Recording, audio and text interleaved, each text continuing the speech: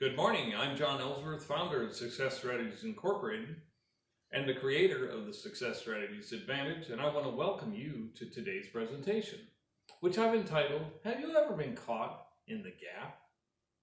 You may recall from a prior video I did on March 15th, about a month ago, that we talked about the concept of the gap in the game, which has been authored by Dan Sullivan at the Strategic Coach Organization.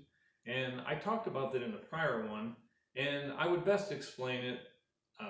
First of all, I'd like to explore it even further with you and talk about the impacts that it can have on your business and life. As Dan explained, as I outlined a month ago in a prior video, it's kind of like the example of you walking toward the horizon, and then after 30 minutes of walking, you assume you might have gone a mile and a half or so. You look forward, and I would say, voila. You go, gosh, the horizon's still way out there. It still seems so far away. I haven't made any progress. Contrast that with turning around and looking back to where you started. If you look to where you started, go, whoa, I have gone a mile and a half or 2 miles. And you get to see what's known as the gain.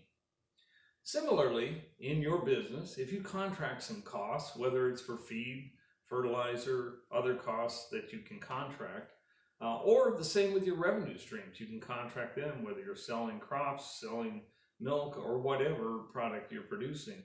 You can get caught in the gap by seeing where you are on the ideal, compared to the ideal rather. And when you do that, that's kind of like comparing your progress to utopia. And obviously you're going to be frustrated. I've done it before. We've all got caught in this. The key is to compare it versus where you started. Compare it against your starting point, not against utopia. Dan Sullivan, my business coach who came up with this concept, goes on to explain that some people who are very successful and have great lives and are quite satisfied, but others in similar circumstances are very frustrated and unhappy. And I quote, he says, why is that? The key isn't how they look at life. The brain has a great ability to see a vision of how things could be in the future. The trick is to use that ideal as inspiration and not to measure your progress against it, because it'll always continue to change and evolve as you do. End of quote. I would add that he also went on to explain, and I quote again, in order to feel happy about your achievements, you need to measure them against where you started from.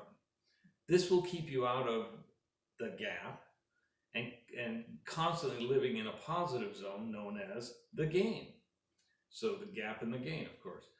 And when you measure your progress against your starting point and not utopia, you will always have a sense of success, satisfaction, capability, and confidence.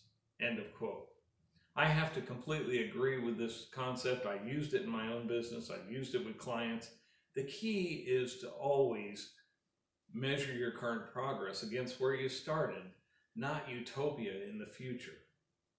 And also, when you progress, and I'm guilty of this as much as anyone, when you progress, when you make progress, celebrate the wins with your team and realize that you are indeed making some gains. And you know what? Before you know it, you will be crossing the finish line of success and be closer and closer to that enviable utopia as I described it earlier.